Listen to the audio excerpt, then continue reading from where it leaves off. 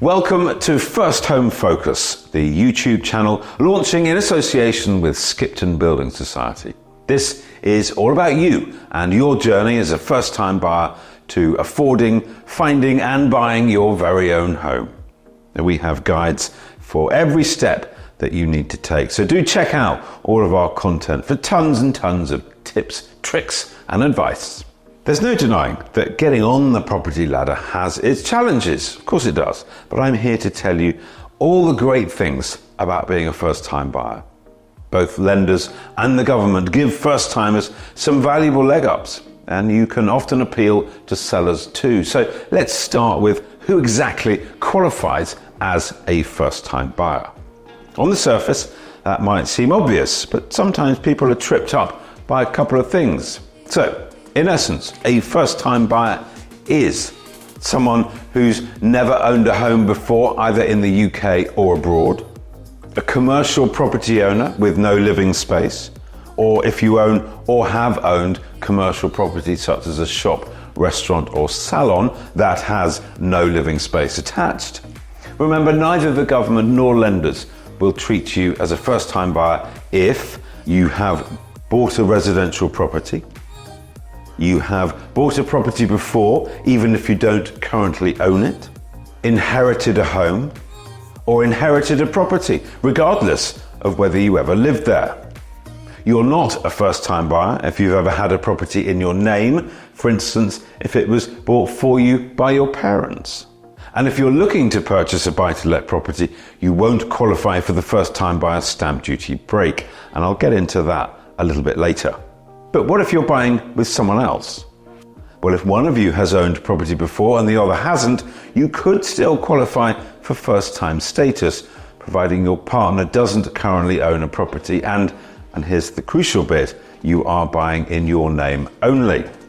Now, the reason that being a first-timer can be an advantage is that unlike other buyers in England and Northern Ireland who have to pay stamp duty on properties over the value of $250,000 at the time of publishing this, you won't pay any stamp duty on the first $425,000. And this can save you quite a chunk of change. There's a handy stamp duty calculator on the MoveIQ website. Stamp duty thresholds differ in Scotland and Wales, so do be aware of that. So you've established you're a first-time buyer.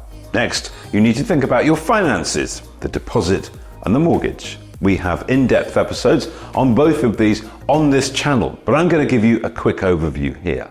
Typically, for a deposit, a general guide, if you can aim for 5% of the value of the home that you want to buy, that's a decent benchmark. The greater deposit you can muster, the less you'll have to borrow, which of course will save you money in the long term.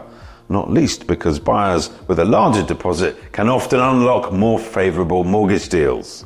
Saving for that all-important deposit is often one of the big hurdles first-time buyers face, particularly if you're paying rent at the same time. We also have some great tips for this, plus a look at special schemes to help first-time buyers in other episodes, so do please check these out. It's all there for you. When it comes to securing a mortgage, I do think it's worth speaking to a mortgage advisor or a broker.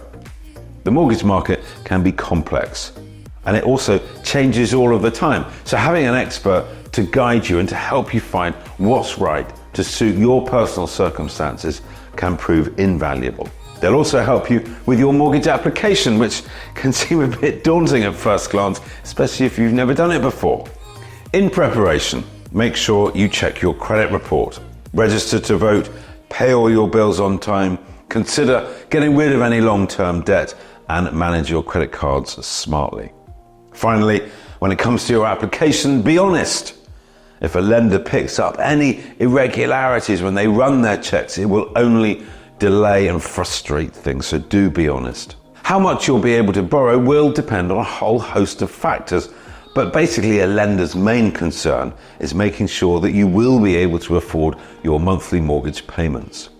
As a first-time buyer, it's easy to overlook outgoings that you might not have had to pay in the past. Things like council tax, utility bills, maintenance costs. Finally, another advantage you have as a first-timer is that you don't have a property to sell before you can buy.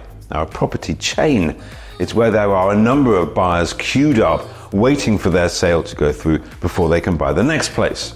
These chains are notorious for delays, so sellers often love hassle-free first-time buyers. That means provided that you're organized and prepared, you may well be able to leverage this position in order to secure a property on terms to your advantage.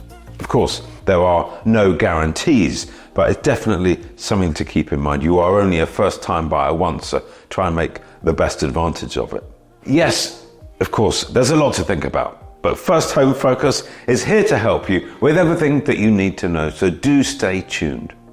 We recommend you should always speak to a suitably qualified professional. Thanks for joining us on this episode of Move IQ's First Home Focus podcast. We hope you found our tips and advice helpful. Remember, home ownership may be closer than you think, and we are here to support you every step of the way. So please don't forget to subscribe, rate and review our podcast so you never miss an episode. Until next time.